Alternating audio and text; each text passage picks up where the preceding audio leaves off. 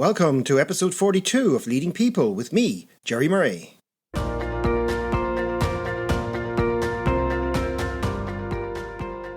This episode is brought to you by Wide Circle, helping you make better talent decisions. To learn more, visit widecircle.eu, that's WIDECIRCLE.eu.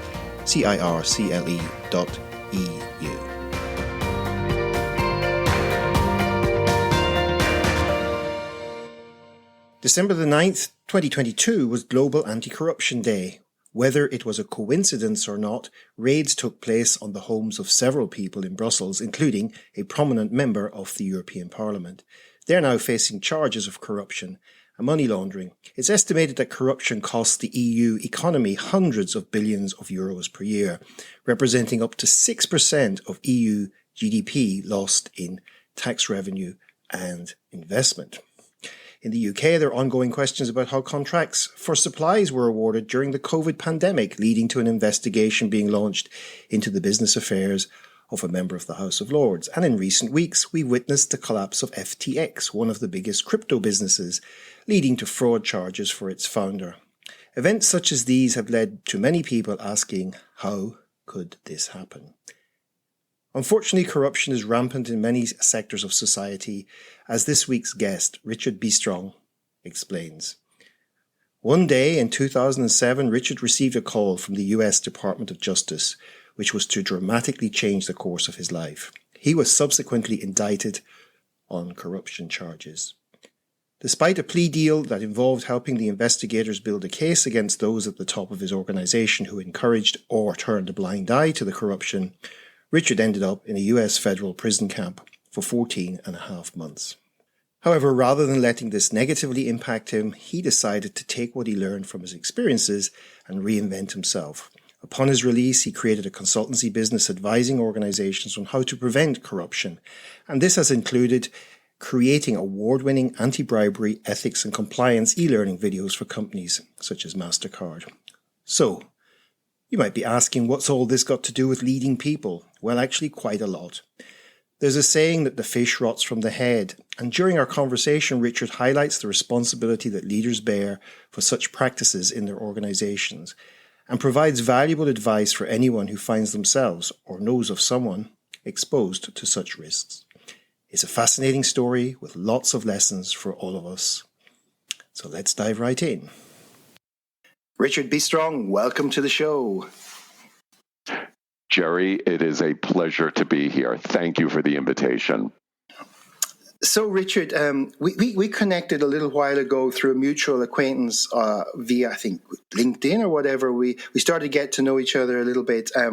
But for our listeners out there, who, after all, this program is all about the listeners, maybe give us a little bit of background. You've got a very interesting background I think you'd like to share with our listeners. And how did you get to the world you're in today, where you're working in the world of ethics and compliance, etc.? But I believe there's quite an interesting story on how you got there. And there were several. I usually ask my guests about, was there an epiphany moment? Well, I think yours goes down as a pretty profound epiphany moment. So off you go.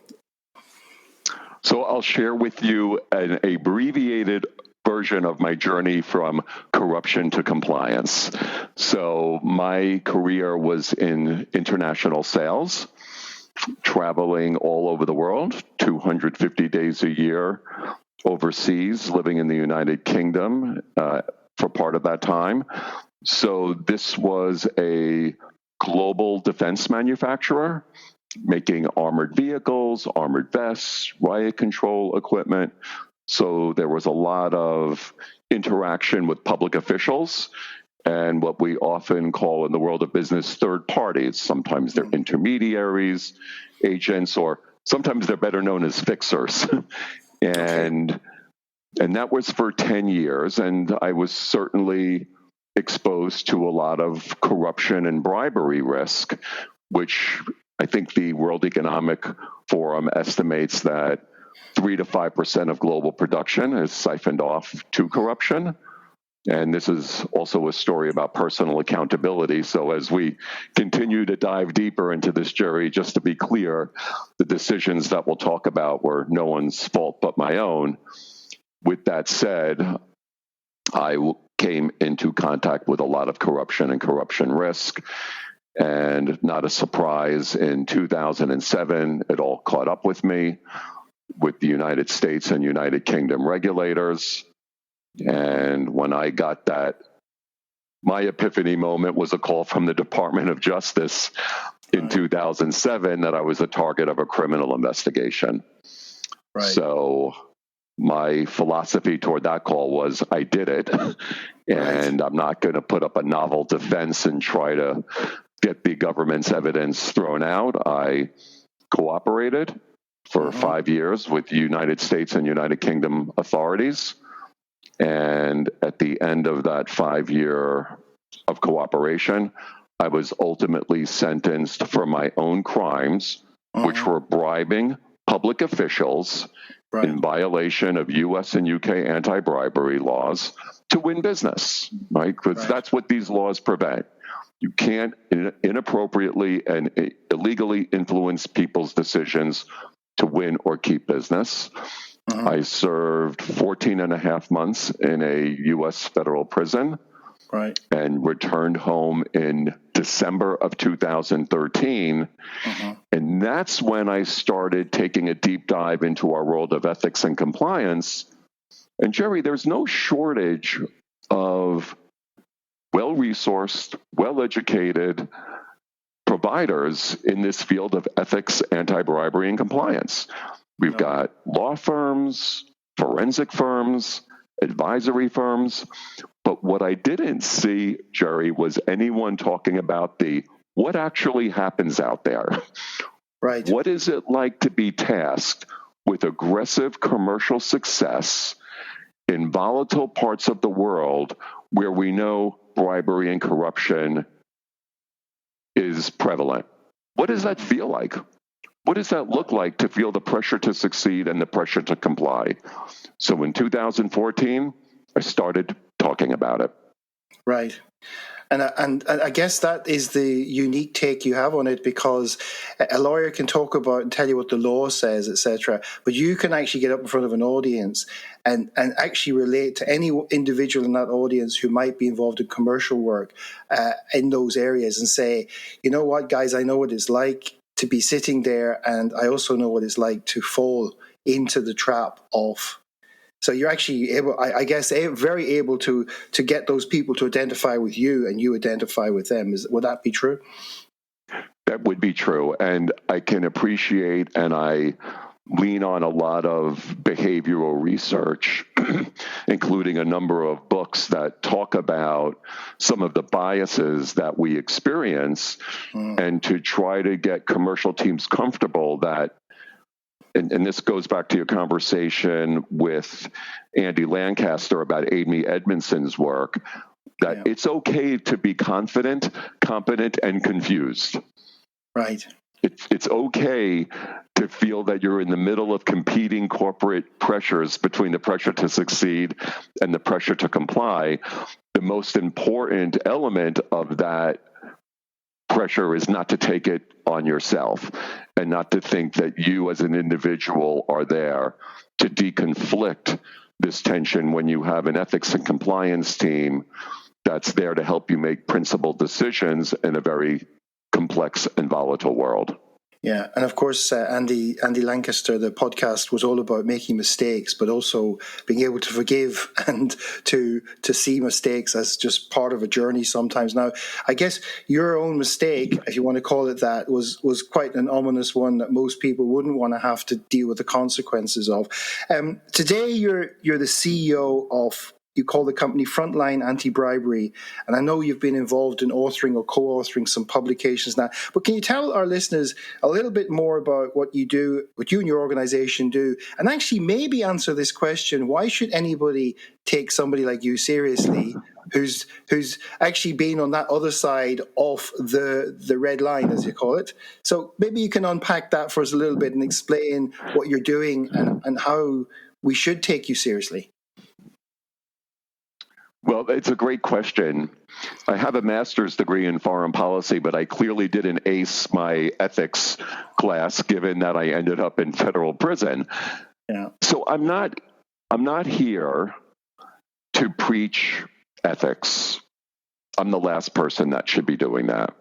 Right. But what I can do, Jerry, is share, to quote a U.S. Iconic movie, right? The good, bad, and the ugly, about what happens out there, and to share my experience with transparency, because while being a law enforcement undercover cooperator might be unique, my 10-year experience as a sales executive facing these pressures and facing these risks is not all that unique. No. So my responsibility is to be transparent, open, and honest about what happened and how I think if we listen to the people in the field that face these risks, we can better calibrate our ethics and compliance messages and initiatives to these real-world risks.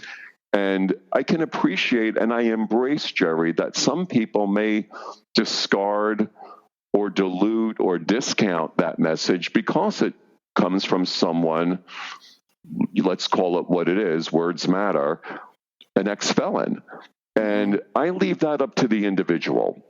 Right. So my responsibility is to share what happened, to do so openly, honestly, and then I will let the individual make the decision if they think it's helpful to the real-world risks that they face. Right. So one of the reasons why I was really interested in getting you on this show was this is all about leading people, and we know that leaders lead by example, and we also probably know that a lot of these practices, whether they get an affirmative, like what would you say? People can turn a blind eye to it, or it can get a silent endorsement, right, from somebody in an organization. And even though leaders might like to think that they're above all this, many of them know what stuff is going on in their organizations at some level. And so I guess I was really interested in the fact that, you have a message for leaders, the people who are leading organizations, but you also have a message for people being led who, if they are not comfortable in an organizational setting where these practices may be happening, to know what to do, right? So I think you're doing a lot of talking and workshops with people. Is that right, Richard, on this topic? That's correct, Jerry. And one of the more encouraging signals that I'm getting, which leads me to believe we're heading in the right direction, is where when I first started my practice circa 2015 and 2016, I was talking mostly to the Richard Bistrongs out there, right. Regional sales teams or global sales teams. But now, Jerry, I'm talking to business leaders.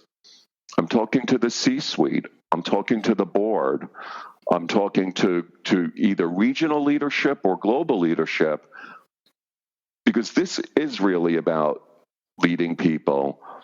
Because if you look at an organization, and if the only people who are talking about ethical and sustainable business practices are the legal ethics and compliance teams, that sounds like a support function.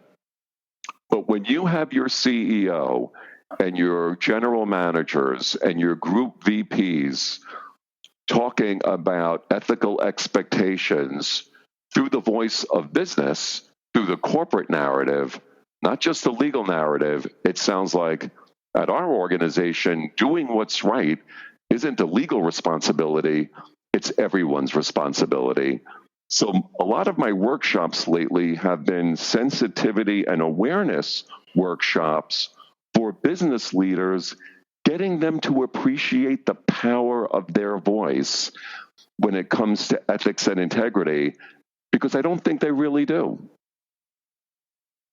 Yeah, okay.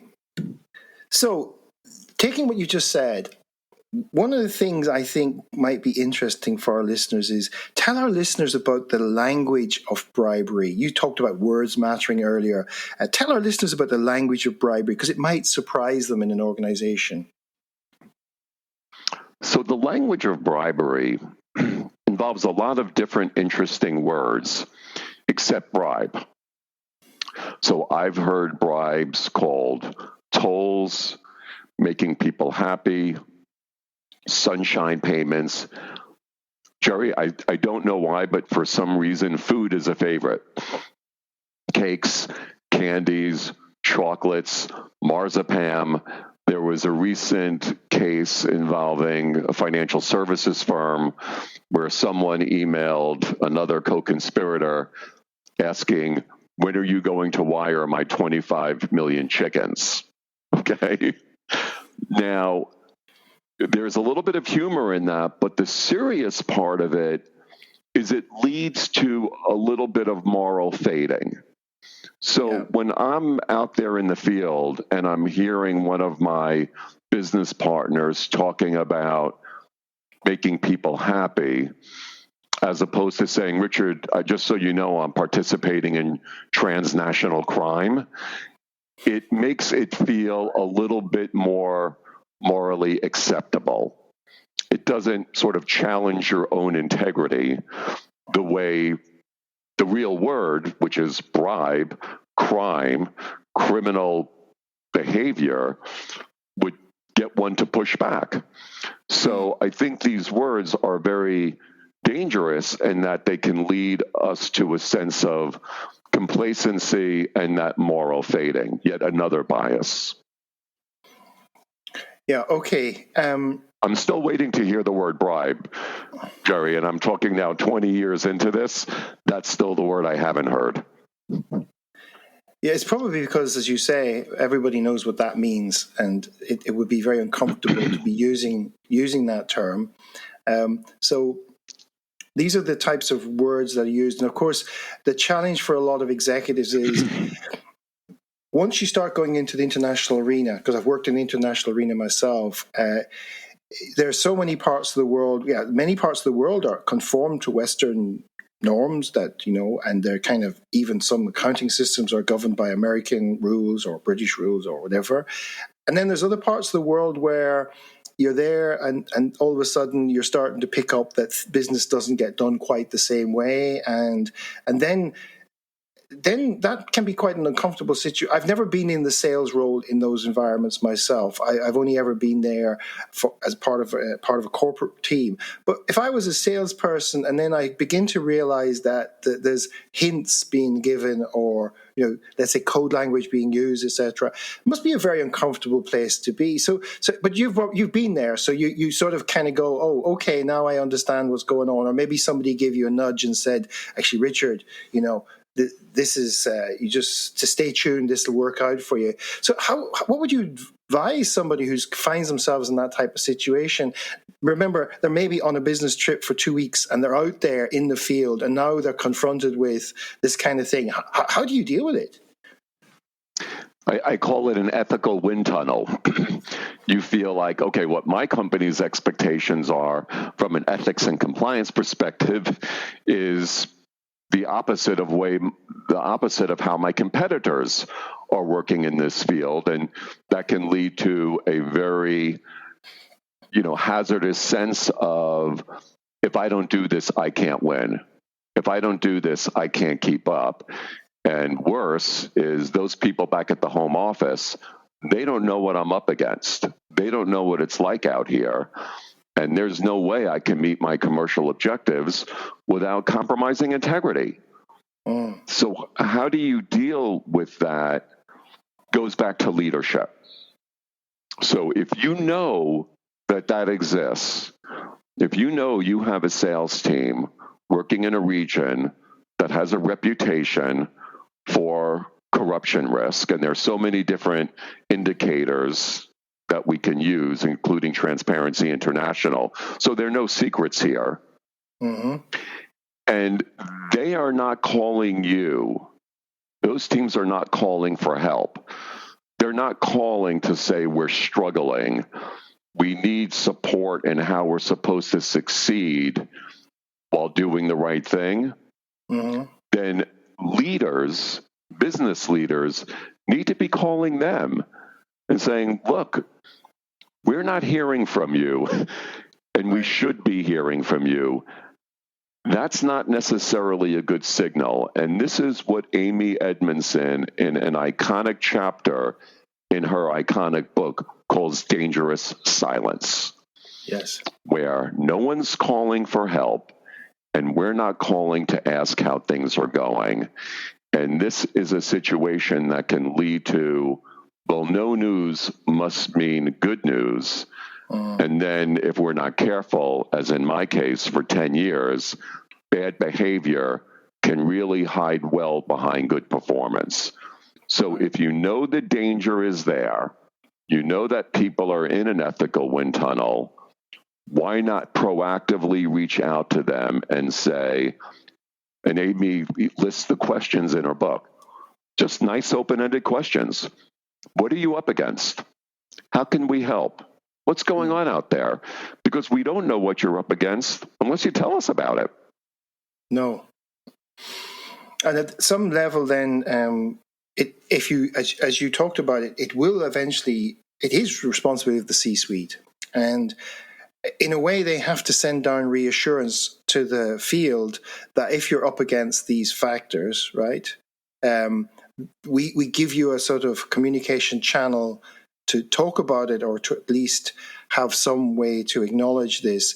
And maybe, I think you quoted somewhere about was it a memo from one of your top people that said the sales figures, if we don't get our sales figures this year, we're in trouble or whatever. It's those messages which can throw oil on that fire, aren't they, for a guy in the front line, because he has to know that it's okay to not make the sales figure if it means that he would compromise his integrity himself, his own integrity, but also that of the organization, doesn't he? Exactly. And that message, it was in an email that said, if we don't make our numbers next quarter, this came from the vice president of sales to a sales team. If we don't make our numbers next quarter, it's going to be hell on earth for all of us. What does that mean? Think of the power of that sentence. And it was ultimately entered into evidence in a prosecution agreement against a certain company. Because think about the cultural implications of that statement to a sales team working in a high-risk region. That means do what you need to do, and if that means taking a shortcut, take it. That's the unspoken message. Right. Now, you said the phrase, the power of that sentence. I like a lot of phonological ambiguity, etc. There is the power of the other sentence, which is when I think you even spoke about it yourself, those 5 years leading up to when you were cooperating, and you ultimately probably knew that you were going to end up at some stage having to what they say, do time. I mean, what is the power of that sentence on a human being? The power of that is you can take an individual that has signed compliance affidavits, representations, has been through ethics and compliance and anti-bribery training. But when you look at that voice of business, because who are we turning to for direction? We're turning to the people who we work for, right? The people who have a say in our performance evaluations and our objectives. They're the ones that we're listening to. So sometimes those can be very loud, yet unspoken messages that this is what it takes to succeed around here. And that voice of business can overpower even the best ethics and compliance and risk platform. Yeah. So that, again, returns to this theme of you can have a wonderful and well-intentioned ethics and compliance program, but are your business peers and your business leaders, particularly mid-level managers, are they taking it seriously? Because when we look at those mid-level managers, they have their hands on the volume controls of two different levers. One is get the business done, and the other is the importance of how business gets done. And those mid-level managers are who people are turning to for spoken and unspoken clues and cues as to how things get done around here. Right. And the other sentence I was referring to was the one when the judge hands it down to you and says, Richard, because that sentence is, a very explicit sentence, right? When we say you get sentenced for a crime, and ignoring or having these other sentences about the pressure that comes down the line. Those are words, but when somebody says to you, we're going to put you away for a period of time, that must be a tough sentence to have to process in one's world. And I guess that's somewhere that most people, you'd say to most people out there, you don't want to be in that chair when that happens. You don't. And I remember my sentencing judge said something to the effect of, Richard, I could actually let you go home today. I have the discretion to give you a non-custodial sentence, but people who face the same risks and pressures that you face need to understand that even if they cooperate with law enforcement, they're going to go to prison, right? That's how we promote criminal deterrence. So we said, yes, you are entitled to a discount. I could sentence you to 5 years. But I'm not. I'm going to sentence you to 18 months, of which I serve 14 and a half. But he's absolutely right, Jerry. And one of the messages that I'm trying to send out is you don't have to go to prison to understand that you do face competing corporate objectives, but that you never have to take that into your own hands. You don't have to go to prison to have that epiphany.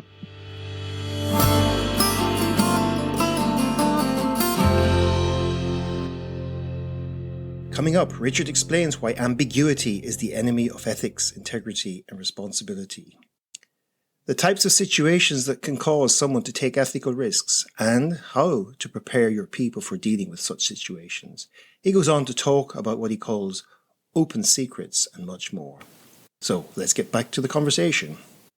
Now, somewhere else you said ambiguity is the enemy of ethics, integrity, and responsibility. Now, I'm sure listeners are curious about what's in that statement. So what do you mean by ambiguity is the enemy of ethics, integrity, and responsibility? Well, there's a top end and a bottom end of it. So the top side is the voice of leadership. If we don't make our numbers, it's going to be hell on earth for everyone. That's ambiguity. What does hell on earth mean? Yes. Right. So that's leadership ambiguity. But there's also ambiguity in how we process messages from the people who we're working with. So, for example, there was an organization where there was a particular shipment that was getting held up in customs, which was an overseas order. That very often happens. There's a customs official who's going to hold up your entire contract, and those goods are going to sit on the dock until someone takes care of that customs official. Yeah. So the third party says, look, we can't get our order to the end user because it's sitting at the customs dock. Yeah. And the company employee says, well, we're going to risk losing the order, our letter of credit. We need to get those goods moving. What are we going to do? And the local representative in that country said, don't worry, I'll take care of it. Yeah. What does take care of it mean? I think it probably means a brown envelope exchanges hands somewhere along the line, if we're being all honest here, right? But something happens and it's ambiguous, right? I'll take care of it. I think you're very close, Jerry, because that email string was entered into evidence. So that's where the company employee had a responsibility to ask the tough questions and to say, do not do anything till I understand what's going on there. And then you can unpack that email with your team and to say, we need to freeze this process till we understand what's happening. But you can understand, like, I mean, that employee in the local country could also have a client screaming at him or her saying, "Where's my order? You promised it to me," as you say, having all sorts of commercial consequences and thinking, "I need a fixer. I need somebody who's going to free that order up." Because often it won't be small cheese, as they say. It'll be probably significant amount of money tied up in that order. And people might be surprised out there, but there are still corrupt customs officials around this world, aren't they? Who basically top up their income by holding up shipments. So that's such a real world dilemma. And if we really think about it, you could have multi-million-dollar contracts being held up by that customs official to where a company employee might think, I've got a big bonus riding on this, especially if it's within a particular fiscal quarter. For what this customs official wants, I could pay this out of my pocket. It's a reasonable investment to move this thing along. And there are two psychological biases that come into play here. One is called loss aversion, where we will take greater risk not to lose something than to win something. And I've been through this, Jerry. I've already won that order. My boss is expecting it. The financial department's expecting it. And now I need to get it to the last step. So I don't want to lose something I've already won. So I'll take more risk to win, to not to lose that. And the other is escalation commitment. So the closer we are to the finish line, it's called escalation of commitment, apologies. The closer we are to the finish line, the more likelihood there is that we will take risks to get there. So I'm just one step away from realizing this big sale, and now I've got a customs official standing between me and success. I will take greater risk just to get to the finish line. And that's why sometimes there can be a false sense of complacency that risk goes down as we go through a sales process, when actually risk can go up as we go through a sales process. Okay. Now, I hope this is not making any of our listeners uncomfortable out there. But even if you are listeners, if you have had encounters like this, maybe some of you can identify with what we're talking about, or would prefer not to have these encounters in the first place. How do you go about making the difficult issues discussable then? Because we've talked about the ambiguity and how this is a real world phenomenon in many parts of the world, and it doesn't even have to be international business. It could be happening domestically in some countries. But how do you make these difficult issues discussable then in an organizational context? I think part of it is having these discussions about risk and ethical dilemmas when there's not a crisis at hand. So there's another iconic book called Giving Voice to Values by Mary Gentile. And what she addresses in her research is the more we're talking about inevitable ethical dilemmas when there's not a crisis at hand. Maybe we have an ethical dilemma workshop and we anonymize something that happened in an organization and ask the questions, what would you do? This happened here. How would you respond? And the more that we do that, the more likelihood there is that we will act on our values when that crisis does present itself or when that dilemma does present itself. So leaving people to figure out risk while they are in the middle of it, being on the spot, not being prepared, does not lead to great outcomes. But if we know that these challenges are out there, why not talk about them? And the more we're talking about them in the safe zone, the more likelihood, number one, that we will act on our values. And number two, if we're unsure when it happens, we will reach out for support. So I think that's how we make difficult issues discussable. It's just by talking about them. Yeah, and actually, one of my earlier podcasts was with Craig Webber on conversational capacity, and he's done a lot of work on how to talk about stuff, but in a way that reduces and minimizes the defensiveness that can kick in around this. And I was also, I'm a big fan of adaptive leadership, and I was going through some of Ron Heifetz and Linsky's work the other day, and they talk about, this concept of the adaptive challenge. And one of the big challenges in organizations is the gap between beliefs and behavior, or beliefs and action, where here's what we say our beliefs are, but actually here's what's really happening. And this notion that, if you really want to understand what an organization or a person or a leader stands for, you can stop paying attention to what they say, but start paying attention to what they do, and you're going to learn a lot more about what the real values are in an organization. So how do you talk to that now?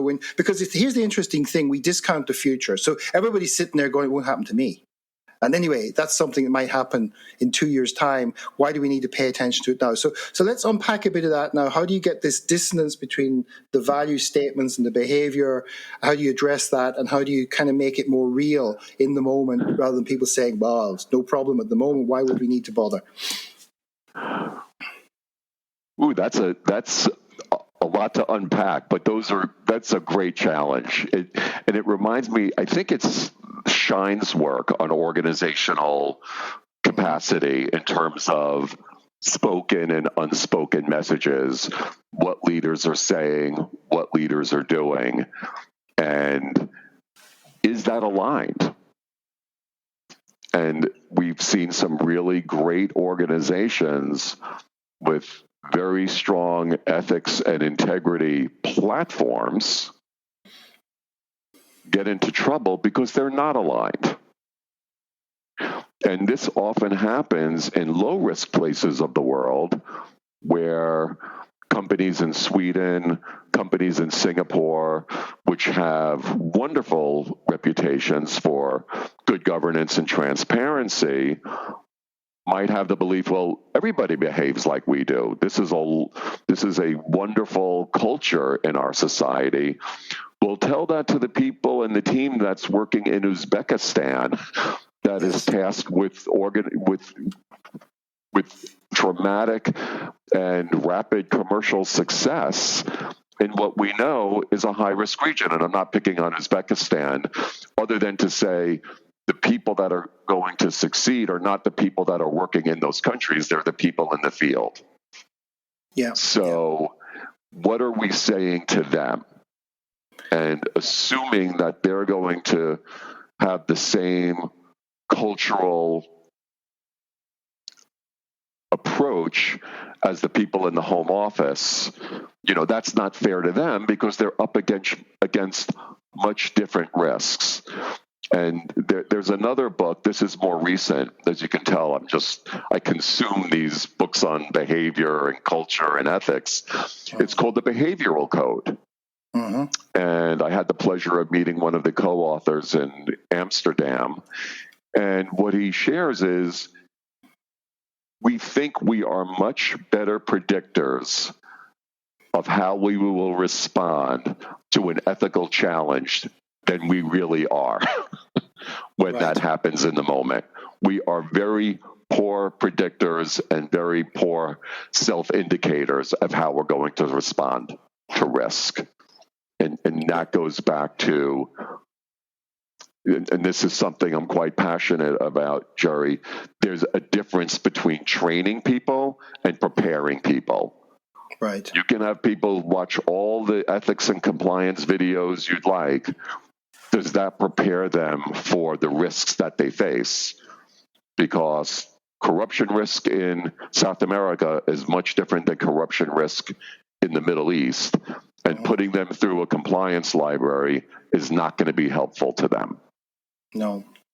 You remind me a little bit of Dan Ariely's work on where he's done experiments where he gets people a bit emotionally excited, and he says all judgment, and I think he does it around safe sex or something like that. But he said the whole risk factors just go out the window, he said, and they've replicated it in other contexts. So depending on the situation a person finds themselves in, what they tell you they'll do, that's his work on predictably irrational. What they tell you they will do rationally actually goes out the window when they're put in certain contexts where all sorts of hormones and other things get active and stuff like that. Now, I wanted to get, before we get to the end, I wanted to get to the whole concept of whistleblowing has been getting media attention in recent years. And what advice do you have for anybody out there who perceives that some corrupt practices might be taking place in their organization?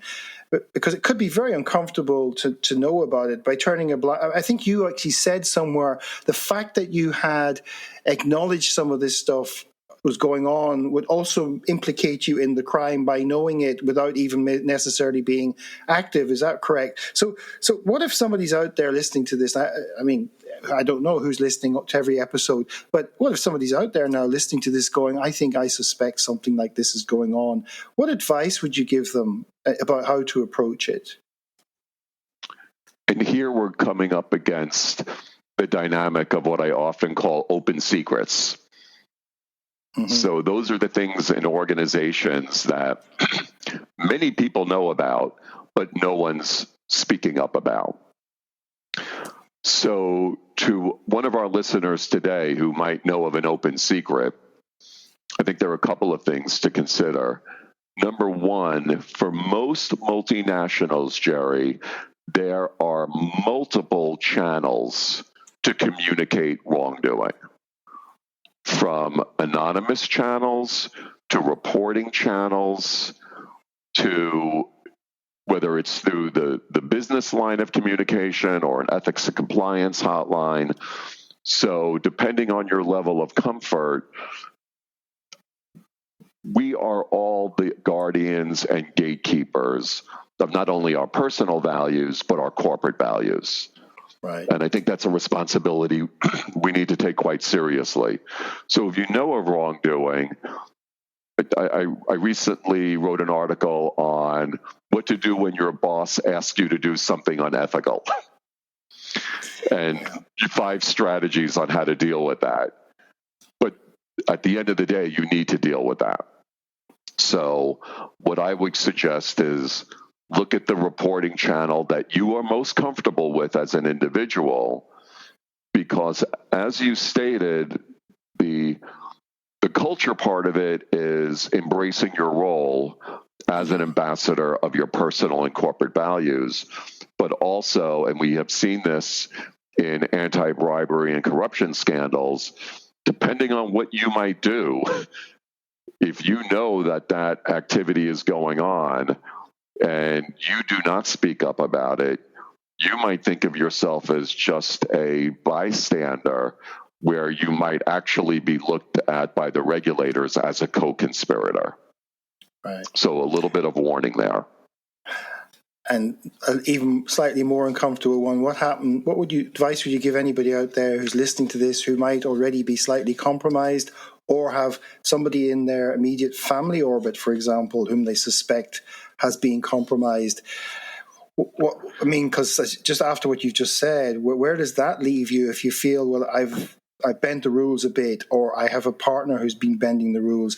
How do you go about that? That might be the €1 million or the $1 million question. So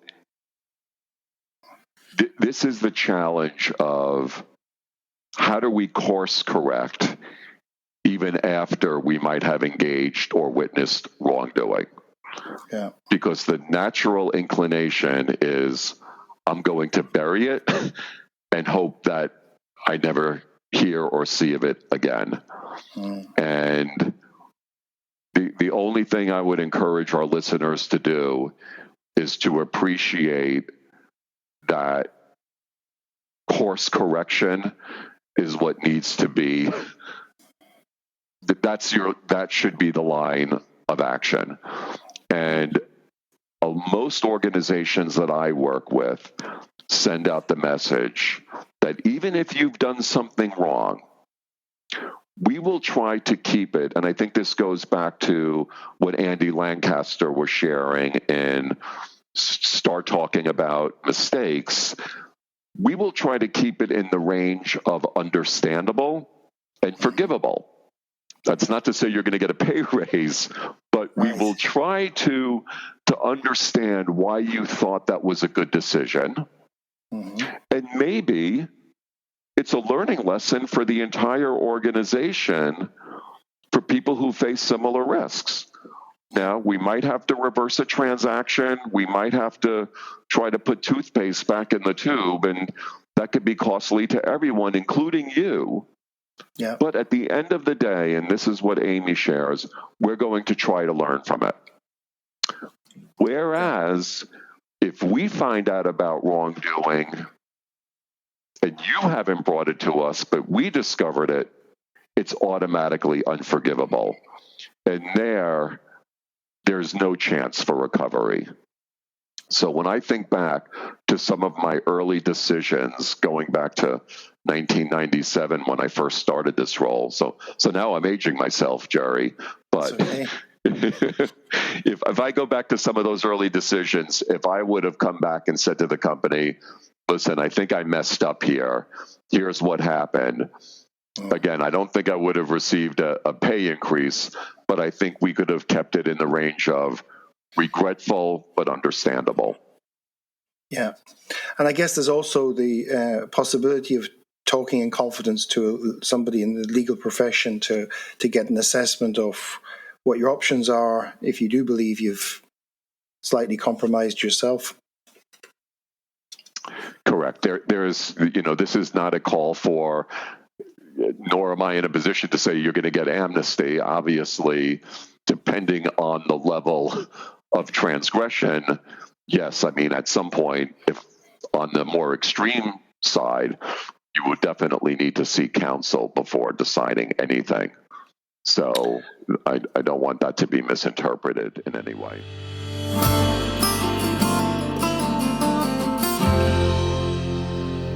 In the final few minutes, Richard shares some practical things that any of us could do to ensure ourselves or others are not being compromised, and he has a very unique, special offer for you. Getting to the end, the last few minutes, and I know we've discussed you're going to make a little offer for people in a few minutes, but first, before we get to that, what advice or tips would you like to leave our listeners with today, either whether they're leaders or employees? Because you write a lot about it, Richard, and so you've published a lot of stuff over the years. But if you could distill it down to maybe 3 things that people could reflect upon after this conversation we've just had, maybe just some things that you think are the difference that could make the difference between somebody being able to deal with this kind of thing now and never having to go down the route you ended up going down in terms of doing the stuff and then ending up just having to serve some prison time and etc. So what would you say to people out there, particularly if they're leaders in organizations, what could they do to starting after this, to whether to just check what's going on or to change something? So I think this returns to a theme that we've talked about earlier, proactive outreach. Not everyone in an organization faces the same level of risk. So it doesn't take a lot to risk map. These are the folks that are in much more challenging situations and regions and roles.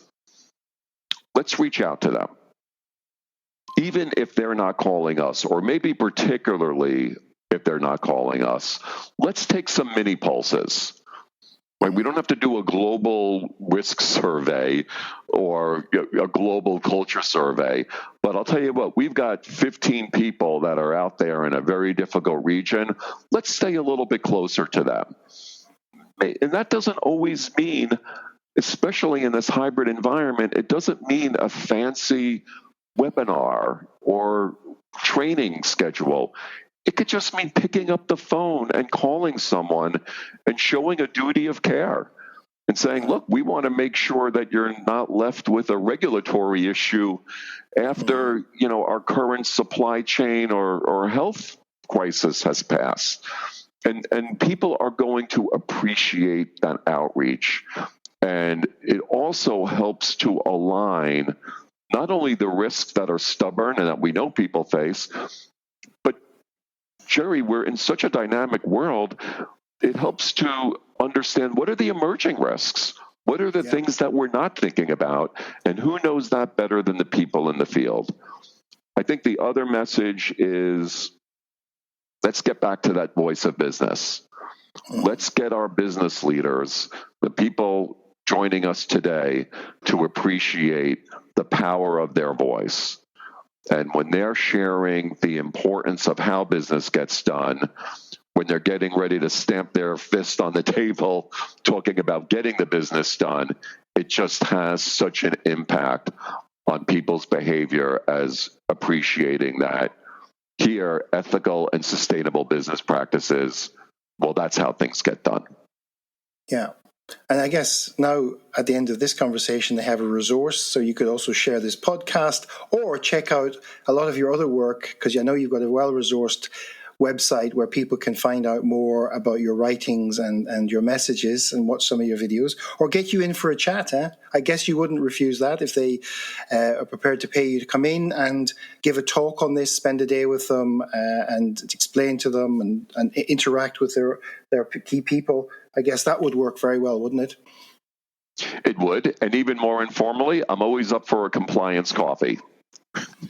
Okay, that's a new one. Compliance coffee. Very good.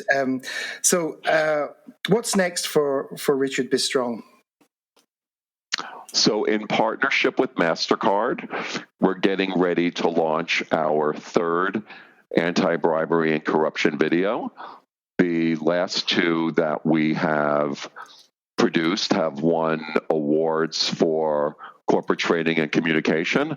So we're extremely excited about the launch of the third one, which is called Ordinary Situations, Extraordinary Risk.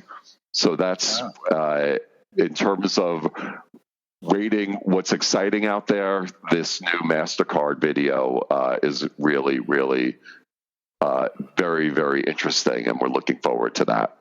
All right. Is that going out global? Because MasterCard have their European headquarters just down the road here, and I happen to still know some people who work there. But is this a global video, or is it just for the US? So they are global videos. They are subtitled. I think we're up to 13 or 14 different languages, and they are licensed by companies all over the world, Jerry. Right. So by the time this podcast airs, I guess these videos will be well out there, and people can go and check them out on various platforms, I guess. Absolutely. There's a process to request an evaluation, so you can watch the whole video and to think about if it would be helpful to complement your existing ethics and compliance initiatives. Okay.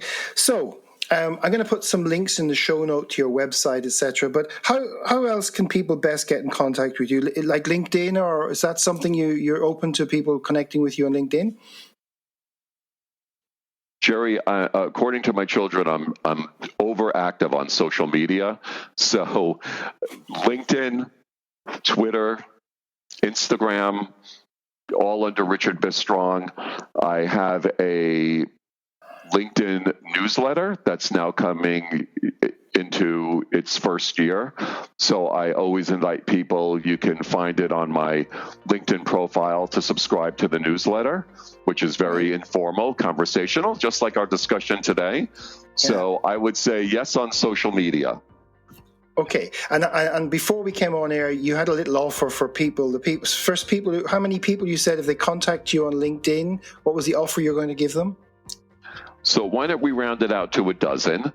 And for the first dozen people that connect with me on LinkedIn and maybe send me a message that they heard the podcast, I am happy to give them, provide them with a PDF of a series of book reviews that I do as part of a My Compliance Library column, because I know that not everyone has time to read all these wonderful books that we've been talking about, but we'd like to know what we should be reading. So hopefully these book reviews might provide some value in understanding the perspective of these authors, and if someone wants to go ahead and read the whole work. How's that? That sounds like a fantastic offer and an opportunity for anybody who wants to dig deeper into the subject. So, Richard, thanks again on behalf of myself and the listeners for sharing your insights, tips, and wisdom with us all today. Wishing you lots of success. Thank you, Jerry. It's been an absolute honor and pleasure to chat with you today. And thank you for everyone for joining us.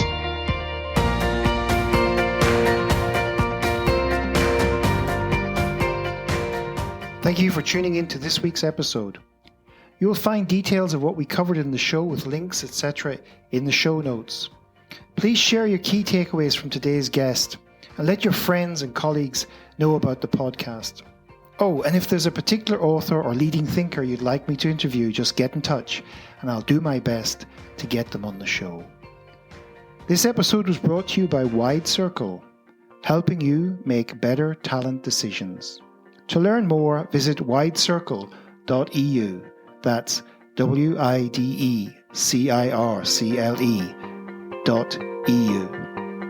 Until next time.